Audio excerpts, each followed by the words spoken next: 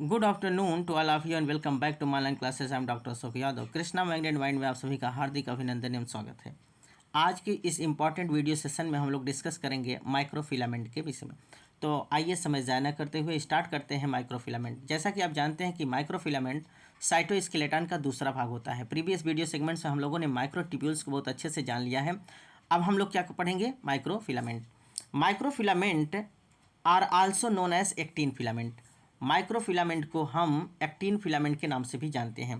They are flexible, branched and inextensible helical filaments found in all eukaryotes. ये जो होता है फ्लेक्सिबल होता है, ब्रांच्ड होता है ना। और क्या होता है? ये एक हेलिकल फिलामेंट होता है जो पूरे यूकैरियोट्स में देखने को मिलता है। कहाँ देखने को मिलता है?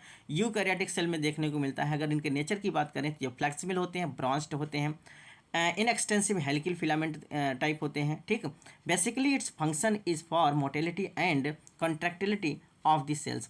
अगर इनके हम फंक्शन की बात करें तो सामान्यतः ये किसी भी सेल के मोटेलिटी के लिए होते हैं, अर्थात उसको मोबिलाइज कराते हैं, मोटाइल होते हैं, अर्थात जो उनमें मोटेलिटी देखने को मिलता है वो किसकी वजह से? माइक्रोफिलामेंट को।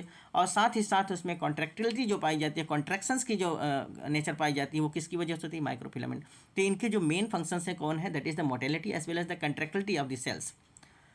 The diameter of the microfilaments or actin filaments is 8 nanometer with ATP actin molecules as protein subunits। अर्थात अगर हम इसके डायमीटर की बात करें तो इसका जो डायमीटर होता है एक्टिन फिलामेंट के रूप में वो 8 नैनोमीटर होता है और इसमें ATP एक्टिन मॉलिक्यूल्स भी इंक्लूड होता है ना। जैसा कि आप देखिए ये जो है इस प्रकार का डायमीटर जो है एटीपी एक्टिन फिलामेंट, ये देखिए ये पूरा डायमीटर की अगर हम बात करें तो इसका जो डायमीटर बताया जा रहा है वो कितना बताया जा रहा है? 8 नैनोमीटर इसका डायमीटर होता है। ठीक, the actin molecules are incorporated on the plus end. अगर हम ये देखें कि जो एक्टिन मॉलिक्यूल्स होते हैं, ये जो एक्टिन मॉलिक्यूल्स आप देख रहे हैं ये किधर से इनकॉर्पोरेट, किधर से जुड़ते हैं? ये प्लस एंड की तरफ से जुड़ते हैं। जैसा कि आप देख रहे हैं ना इस फिगर में, देखिए तो जो असेंबली दिखाई जा रही है ये इधर प्लस एंड की तरफ से आकर जुड़ते हैं, है ना। तो जो प्लस एंड की तरफ से जो एक्टिन मॉलिक्यूल्स जुड़ते हैं उसको हम क्या कहते हैं? असेंबली कहते हैं। तो यही इसमें कहा गया है the actin molecules are incorporated on the plus end. जो एक्टिन मॉलिक्यूल्स होते हैं वो प्लस एंड की तरफ से आकर इनकॉर्पोरेट होते हैं, जुड़ते हैं। They are associated with the myosin and actin binding protein. इसमें ये क्या होते हैं? ये इनके साथ क्या होता है? इसमें मायोसिन और एक्टिन बाइंडिंग प्रोटीन होता है। तो जैसा कि मैंने बताया था microtubules as well as the microfilament दोनों जो होते हैं ये प्रोटीन के सब यूनिट्स होते हैं। तो ये प्रोटीन के द्वारा ही बाइंड होते हैं, असेंबल्ड होते हैं। तो ये क्या होते हैं? इनके जो एक्टिन मॉलिक्यूल्स होते हैं ये कहाँ से इनकॉर्पोरेट होते हैं? प्लस एंड की तरफ से इनकॉर्पोरेट होते हैं, इसको हम असेंबली कहते हैं। और ये किससे एसोसिएट करते हैं? मायोसिन और एक्टिन बाइंडिंग प्रोटीन के द्वारा क्या करते हैं? एसोसिएट करते हैं। जैसा कि आप देख रहे हैं ये देखिए जी एक्टिन है। जी एक्टिन में जब एटीपी को जोड़ दिया जाता है ना, तो ये एक्टिवेट हो। अभी ये इनएक्टिवेट है, लेकिन जब इसमें एटीपी जुड़ जाता है तो ये एक्टिवेट हो जाता है। तो देखिए ये एटीपी इसके साथ हो गया, यहाँ देखिए तो ये एटीपी बाउंड एक्टिन हो गया। अभी ये जी एक्टिन था और जब इसके साथ एटीपी मिल जाता है तो इसको क्या कहते हैं? एटीपी बाउंड एक्टिन कहते हैं। ठीक ना। अब हम क्या पढ़ रहे हैं? Actin filament assembly. कैसे ये असेंबली करता है, कैसे ये जुड़ता है, अर्थात जितने भी एक्टिन फिलामेंट हैं किस प्रकार से ये जाकर जुड़ते हैं, किस प्रकार से असेंबली करते हैं, इसको हम लोग समझ रहे हैं ना। तो सबसे पहले हम क्या देख रहे हैं कि जो एक्टिन फिलामेंट होता है, जो एक्टिन होते हैं इनके साथ एटीपी जुड़ जाता है तो ये एक्टिवेट हो जाते हैं और ये बन जाते हैं एटीपी बाउंड एक्टिन, है ना। तो ये देख रहे हैं आप। अब क्या हो जाता है? जब ये अलग अलग, अभी तो अलग अलग हैं, अब फिर ये दोनों आपस में जुड़ेंगे, formation of the stable die and trimer. तो ये देखिए जब आपस में ये जुड़ जाते हैं एटीपी एक्टिन फिलामेंट तो ये देखिए डाइमर बन रहा है और यहाँ आप देख रहे हैं टाइमर बन रहा है। अर्थात डाइमर और ट्राइमर का जो फॉर्मेशन होता है वो क्या बन जाते हैं? ये स्टेबल एक्टिन ओलिगोमर्स कहते हैं। अभी यहाँ आप देख रहे थे क्या थे? ये अलग अलग थे, अर्थात अलग अलग हमको एक्टिन फिलामेंट देखने को मिल रहे थे, लेकिन यहाँ हम देखेंगे डाइमर और ट्राइमर के रूप में, अर्थात ये ओलिगोमर बन जा रहे हैं, स्टेबल एक्टिन ओलिगोमर। अब जब ये बन जाएंगे बच्चों तो ये देखिए अब ये असेंबल होंगे, है ना। देखिए यहाँ, सॉरी एक मिनट, अब यहाँ देखिए आपको ये असेंबल करता हुआ दिखाई दे रहा है। ये देखिए ये क्या हो जाएंगे? अब ये असेंबल हो रहे हैं। देखिए ये फिलामेंट क्या हो रहे हैं, यहाँ आकर सब ये असेंबल हो जाएंगे इस प्रकार से, है ना। और कहाँ से असेंबलिंग करते हैं, ये प्लस एंड की तरफ से असेंबल होते हैं, इस प्रकार से जुड़ जाते हैं। ठीक, तो ये देखिए यहाँ आपको अच्छे से दिखाया जा रहा है, स्टेबल एक्टिन ऑलिगोमर आपस में जाकर असेंबल हो रहे हैं। और किधर से असेंबल हो रहे हैं, प्लस एंड की तरफ से, देख रहे हैं ना, ये प्लस एंड की तरफ से क्या हो रहे हैं, ये असेंबल हो रहे हैं, क्या हो रहे हैं, प्लस एंड की तरफ से असेंबलिंग हो रही है। अगर यहीं बाद में अगर हम ये कहें, इनमें जो डी असेंबली होती है, डिसअसेंबली कब होती है, जब इसमें से क्या होता है, एक फास्फेट बॉन्ड टूट जाता है तो ये डिसअसेंबली हो जाता है और ये एडीपी के रूप में बन जाता है। किस रूप में, एडीपी के। अब जो आप देख रहे हैं तो ये ATP is converted into ADP. जब एडीपी के रूप में हो जाते हैं तो इसको हम डिसअसेंबली कहते हैं। और डिसअसेंबली कहाँ से होता है, निगेटिव एंड की तरफ होता है। लेकिन असेंबली बच्चों दोनों एंड की तरफ से होता है, प्लस और माइनस दोनों तरफ से होता है। बेसिकली हम प्लस एंड की तरफ से देखते हैं, ठीक है, लेकिन असेंबली की प्रक्रिया दोनों तरफ से देखने को मिलती है। तो आप देख रहे हैं ना, इस प्रकार से फिगर को आप अच्छे से समझ लेंगे, बना लेंगे तो आपको समझ में आ जाएगा। ठीक, यहाँ आप देखिए इस प्रकार से यहाँ भी दिखाया गया, ये वही फिगर यहाँ भी है। तो इसके तीन फेज होते हैं, पहला होता है न्यूक्लिएशन, दूसरा होता है इलांगेशन और तीसरा होता है स्टडी स्टेज, है ना। इस प्रकार से इनके जुड़ने की प्रक्रिया दिखाया गया है कि ये जब जुड़ते हैं तो इनके तीन कैटेगरीज होती हैं, इनके स्ट्रक्चर के तीन कैटेगरीज हैं। पहला है न्यूक्लिएशन, दूसरा है इलांगेशन, तीसरा है स्टडी स्टेज, है ना। तो आइए बात करते हैं structure and actin polymerization in vitro. It occurs in 3 stages. इसके 3 स्टेज होते हैं इसके स्ट्रक्चर बनने में, अर्थात ये पॉलीमराइजेशन जो करता है, आपस में जुड़ते हैं तो इनकी 3 कैटेगरीज होती हैं। पहले कैटेगरी की बात करते हैं nucleation. Initial phase ATP bound actin monomers aggregate into the short oligomers called as the nuclei, है ना। अर्थात ये इनिशियल स्टेज कहलाता है जिसमें एटीपी बाउंड एक्टिन मोनोमर्स क्या होता है, एग्रीगेट होकर आपस में संयुक्त होकर ओलिगोमर्स बनाते हैं और इसको हम न्यूक्लियाई कहते हैं। जैसा कि यहाँ फिगर में देखिए, ये देखिए जी एक्टिन है, ये आपस में जब ये जुड़ गए तो ये क्या बन जाए, ये न्यूक्लियाई बन गए, अर्थात ये ओलिगोमर्स बन गए। और इस प्रक्रिया को हम पहला स्टेज कहते हैं न्यूक्लिएशन, है ना। अर्थात जी एक्टिन जब आपस में आकर ओलिगोमर्स बनाते हैं तो इसको हम क्या कहते हैं, इस प्रक्रिया को हम न्यूक्लिएशन कहते हैं। और जो बनता है इसको हम न्यूक्लियाई कहते हैं, यही तो इसमें कहा गया है ना। The nuclei maturation occurs after the hydrolysis of the bounded GTP to GDP. कह रहा है कि ये जो न्यूक्लियाई मेच्योर तब होता है जब वो हाइड्रोलिसिस करने के बाद GTP is converted into GDP. अर्थात जब जीटीपी जीडीपी में कन्वर्ट हो जाता है तब वो मैच्योर कहलाता है। अर्थात न्यूक्लियाई मेच्योर तब होगी जब GTP is converted into GDP. अर्थात colour change from brown with red to blue with green. ये देखिए ये कलर चेंज हो गया, तो ये मेच्योर तब होगा जब जीटीपी कन्वर्टेड जीडीपी। तो ये देखिए किस कलर में हो गया, अर्थात रेड ब्लू कलर का हो गया है। तो जब रेड ब्लू कलर का हो जाता है तब हम कहते हैं ये मेच्योर हो गया। तो देखिए ये प्लस एंड की तरफ से जुड़ रहा है और माइनस एंड की तरफ से क्या हो रहा है, डिसअसेंबली हो रहा है।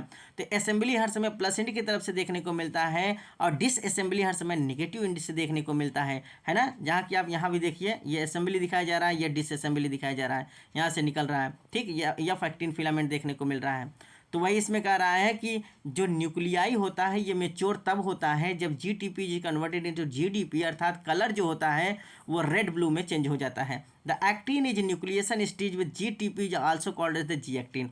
अर्थात जो न्यूक्लिएशन होता है उसके जीटीपी स्टेज को हम जी एक्टिन स्टेज भी कहते हैं। क्या कहते हैं, जी एक्टिन स्टेज भी कहते हैं, ठीक। दूसरा स्टेज क्या है, दैट इज द इलोंगेशन। दूसरा स्टेज क्या है, elongation. The nuclei elongates rapidly by adding ATP actin monomers from the both end। मैंने बताया ना दोनों तरफ से, प्लस एंड की तरफ से और माइनस एंड की तरफ से, दोनों तरफ से जो न्यूक्लियाई बने हुए हैं वो आपस में जाकर जुड़ने लगते हैं और इलांगेट हो जाते हैं, लंबे हो जाते हैं। जैसा कि आप देख रहे हैं ना, ये जुड़ कर क्या हो जा रहे हैं, लंबे हो जा रहे हैं। ये सब आपस में जुड़ेंगे और जो ग्रीन कलर है ये रेड और ब्लू कलर में कन्वर्ट हो जाता है। और जब रेड और ब्लू कलर में कन्वर्ट हो जाता है तभी हम उसको मेच्योर जी एक्टिन फिलामेंट कहते हैं। अर्थात उसमें क्या होता है, GTP is converted to GDP. तो देखिए दोनों तरफ से क्या होता है, अर्थात जुड़ने की प्रक्रिया दोनों एंड से देखने को मिलती है, लेकिन डिसअसेंबली की प्रक्रिया हर समय निगेटिव एंड से देखने को मिलती है, ठीक है ना। तो वही कह रहा है कि इलांगेशन की प्रक्रिया कब होती है, जब बहुत सारे न्यूक्लियाई आपस में इलांगेट होकर क्या करते हैं, एटीपी एक्टिन मोनोमर्स आपस में दोनों एंड से जुड़ने लगते हैं तो वो बड़ा हो जाता है। इस प्रकार से एक चेन जैसी संरचना बन जाती है, तो उसको हम क्या कहते हैं, दूसरा स्टेज इलांगेशन। तीसरा है स्टडी स्टेज या स्टेशनरी फेज कहते हैं।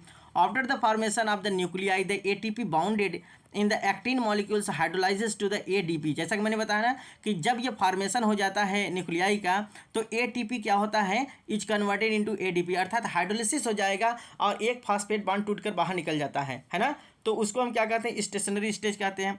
And the elongates to the become stable या फैक्टिन। अब जो इलांगेशन हो गया उसको हम स्टेबल या फैक्टिन कहते हैं। या फैक्टिन तभी होगा बच्चों जब एटीपी से क्या होगा, एक फॉस्फेट बॉन्ड टूटेगा, एडीपी बनेगा। जब एडीपी एक्टिन फिलामेंट बन जाता है तभी हम उसको यफ एक्टिन फिलामेंट कहते हैं, अर्थात तब वो स्टेबल फिलामेंट कहलाता है। The depolarisations in the negative end is stabilise by the protein capping tropomodulin. कह रहा है कि जो डीपोलराइजेशन, जिसको हम डिसअसेंबली कह रहे हैं, डीपोलराइजेशन की प्रक्रिया हर समय निगेटिव एंड की तरफ से होती है और इसको स्टेबलाइज करने के लिए एक प्रोटीन होता है जिसको हम कैपिंग कहते हैं या फिर हम क्या कहते हैं, ट्रोपोमोडियम।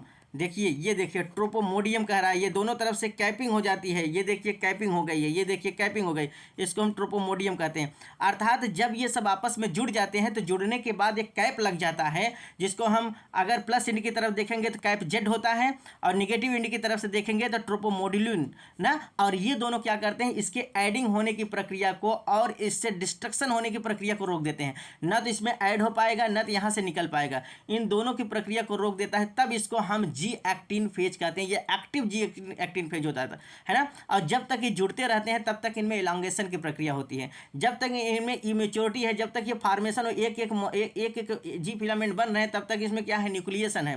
तो न्यूक्लिएशन के बाद क्या होता है, इलांगेशन। इलांगेशन के बाद क्या होता है, स्टडी फेज। स्टडी फेज में ये होता है कि जितने भी ये एटीपी बाउंड ये मॉलिक्यूल्स हैं, ये जितने भी हैं ये आपस में जुड़ जाते हैं और जुड़ने के बाद इनके दोनों एंड पर कैप लग जाता है। प्लस एंड पर जो होता है कैप जेड कहलाता है और निगेटिव एंड की तरफ ट्रोपोमोड्यूलिन होता है। और ये क्या करते हैं, इनके असेंबली और डिसअसेंबली दोनों की प्रक्रिया को रोक देते हैं, ठीक। और ये स्टेबल माने जाते हैं। तो वही इसमें कहा गया है, after the formation of the nuclei the ATP bounded in the actin molecules hydrolyse, ये हाइड्रोलाइज हो जाएगा and ATP is converted into ADP ना, इसको एडीपी एक्टिन कहते हैं। एंड इलोंगेट्स टू बिकम स्टेबल या फैक्टिन। अब जो ये इलांगेशन है वो स्टेबल या फैक्टिन कहलाता है। The depolarization in negative end is stabilise by the protein. जो इनमें डिपोलराइजेशन की प्रक्रिया होती है निगेटिव एंड की तरफ से, वो स्टेबलाइज तब होती है जब इसमें प्रोटीन लग जाता है जिसका नाम होता है protein capping, that is the tropomodulin. In the negative end cap protein is known as the cap Z. और जो प्लस एंड की तरफ कैप लगता है उसको हम कैप जेड कहते हैं। Prevent addition of loss of actin molecules in the steady stage. अर्थात जो कैप जेड लग जाता है अब ये एडिशन की प्रक्रिया को रोक देता है, किसके, अर्थात एक्टिन मॉलिक्यूल्स के एडिशन की प्रक्रिया को रोक देता है। कौन, कैप जेड, ठीक। तो दोनों एंड पर एक तरफ ट्रोपोमोड्यूलिन होता है, दूसरी तरफ कैपजेड। कैपजेड जब लग जाता है तो एक प्रकार का स्टेबलाइजिंग प्रोटीन है और ये क्या करता है, किसी भी एफ एक्टिन मॉलिक्यूल्स को जी एक्टिन मॉलिक्यूल्स को जोड़ने नहीं देगा, अर्थात वहीं ये प्रक्रिया रुक जाती है और ये स्टेबल कहलाता है, ठीक। जैसा कि इस फिगर में आप देख रहे हैं, इस फिगर को बहुत अच्छे से आप समझ लीजिएगा। Nucleation, elongation as well as the stationary phase या स्टडी स्टेज कहते हैं, ठीक। यहाँ देखिए जी एक्टिन है, ये आपस में जब मिल जाते हैं तो न्यूक्लियाई हो जाते हैं। जब आपस में दोनों एंड पर जुड़ने लगते हैं तो इसको इलांगेशन कहते हैं। और जब यहाँ कैप लग जाएगा दोनों तरफ से तो इसको हम एक्टिव एफ एक्टिन फिलामेंट कहते हैं। क्या कहते हैं, एक्टिन एफ फिलामेंट कहते हैं, ठीक। आइए अब इसके फंक्शन के विषय में जान लेते हैं। फंक्शन ऑफ एक्टिन फिलामेंट्स या माइक्रोफिलामेंट, इसका क्या फंक्शन है, क्या कार्य है, ठीक। अर्थात हमारे सेल के अंदर इसका क्या कार्य है, इसके विषय में हम बहुत अच्छे से जान लेते हैं, ठीक। पहला क्या है, membrane endocytosis during the phagocytosis. अर्थात क्या हो गया, फाइगोसाइटोसिस की समय, फाइगोसाइटोसिस जब होने लगता है हमारे सेल के अंदर तो ये क्या करता है, मेम्ब्रेन इंडोसाइटोसिस कहलाता है। अर्थात बहुत सारी चीज़ों का वो क्या भक्षण करने लगता है। तो हमारे मेम्ब्रेन के अंदर जो बहुत हानिकारक चीज़ें हैं उनको क्या करता है, फाइगोसाइट कराने में, उनको इंडोसाइटोसिस कराने में ये जो माइक्रोफिलामेंट है इसका बहुत इंपॉर्टेंट रोल होता है। तो इसका इंपॉर्टेंट रोल कहाँ है, at the time of the phagocytosis, ठीक। अर्थात मेम्ब्रेन इंडोसाइटोसिस, जब जिस समय फाइगोसाइटोसिस की प्रक्रिया होती है तो वहाँ मेम्ब्रेनस इंडोसाइटोसिस की प्रक्रिया कराने के लिए जो माइक्रोफिलामेंट होते हैं इनका बहुत इंपॉर्टेंट रोल होता है। Vesicles transport along the endoplasmic reticulum to Golgi body and plasma membrane axis में। जैसा कि मैंने बताया ना कि जो हमारे सेल के अंदर जो कॉन्स्टिट्यूएंट्स होते हैं, जो कंसिस्टेंसी देखने को मिलता है, उनका ट्रांसपोर्टेशन कराना, अर्थात किसी भी मेटाबोलाइट्स का ट्रांसपोर्टेशन कराना इनका बहुत बड़ा इंपॉर्टेंट रोल होता है। अर्थात ये क्या करते हैं, चीज़ों को इंडोप्लाज्मिक रेटिकुलम से गोल्गी बॉडी तक लाते हैं और गोल्गी बॉडी के से फिर प्लाज्मा मेम्ब्रेन तक दे देते हैं ना। तो कुल मिला के इनका जो चैनल है endoplasmic reticulum to Golgi body and Golgi body to plasma membrane axis तक, इनको ट्रांसपोर्टेशन कराने का काम जो करते हैं वो कौन करते हैं, माइक्रोट्यूब्यूल्स के साथ साथ ये माइक्रोफिलामेंट भी करते हैं। Locomotion for single cells organism that is the endoplasmic streaming.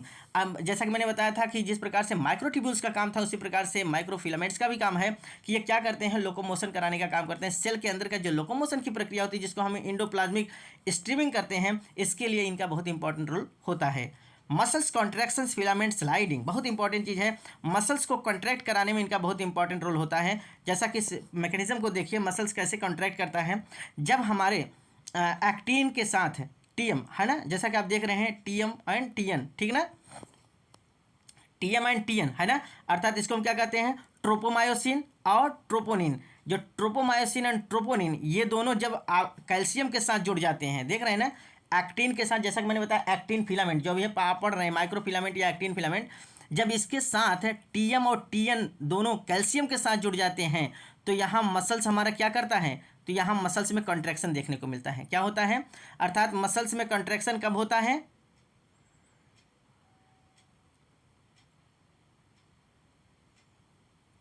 ठीक, अर्थात ये क्या होता है, यहाँ मसल्स का कंट्रैक्शन देखने को मिलता है। और दूसरी तरफ यहाँ आप देखेंगे जब यहाँ से कैल्शियम निकल जाता है, क्या हो जाता है, जब यहाँ से कैल्शियम निकल जाएगा, केवल एक्टिन के साथ साथ टीएम और टीएन रह जाता है, तो क्या हो जाता है, मसल्स हमारा रिलैक्स कर जाता है। तो हमारे अंदर की जो मांसपेशियों में कंट्रैक्शन और रिलैक्सेशन की प्रक्रिया होती है वो due to the presence of the actin filament with respect to the TM TN and calcium ion. अर्थात जब टीएम टीएन कैल्शियम आयन और एक्टिन ये सब एक साथ रहते हैं तो मसल्स में कॉन्ट्रैक्शन होता है, खिंचाव होता है ना।